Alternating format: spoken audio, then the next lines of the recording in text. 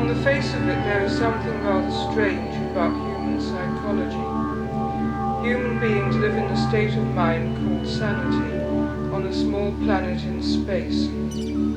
They are not quite sure whether the space around them is infinite or not.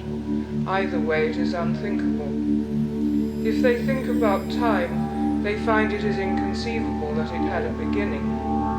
It is also inconceivable that it did not have a beginning. Thoughts of this kind are not disturbing to sanity, which is obviously a remarkable phenomenon and deserves more recognition.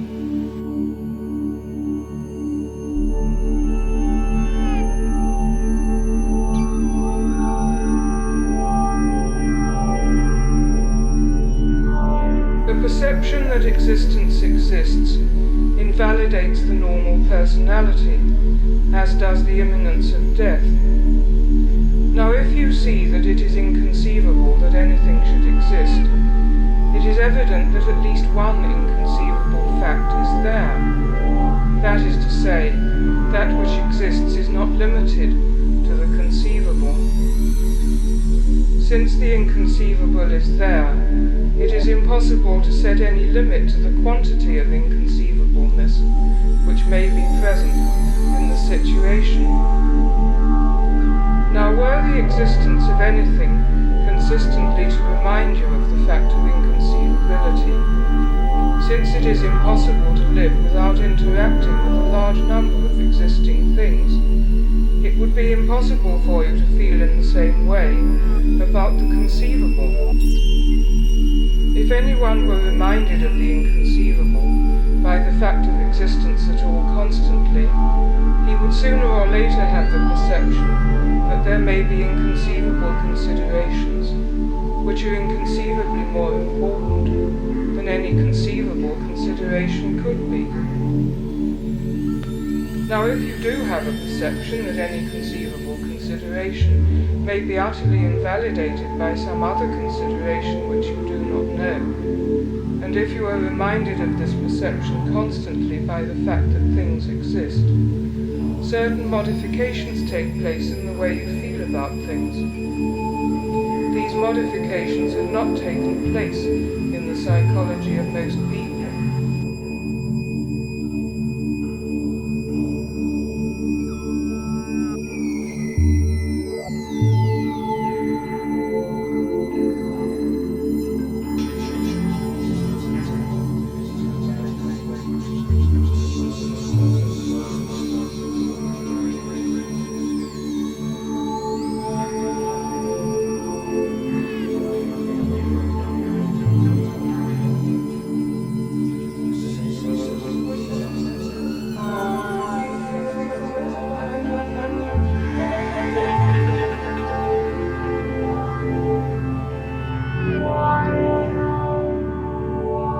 The starting point is that one is interested in the universe.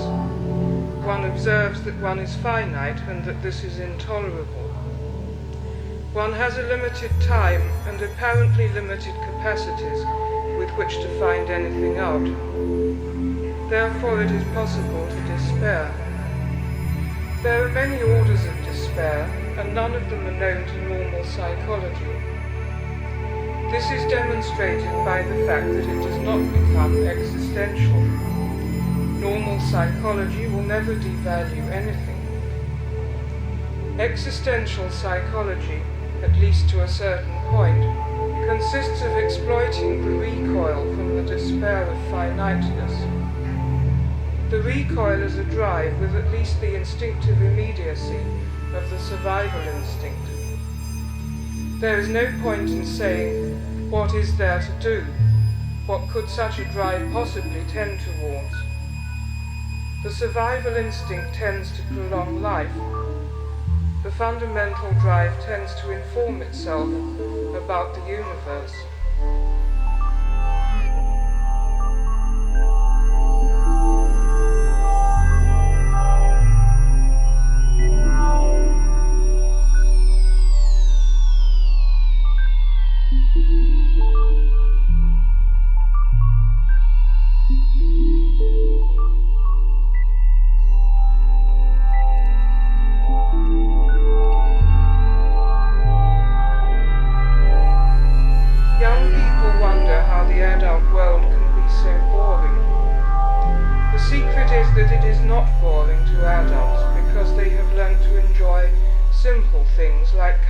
malice at one another's expense. This is why they talk so much about the value of human understanding and sympathy. It has a certain rarity value in their world.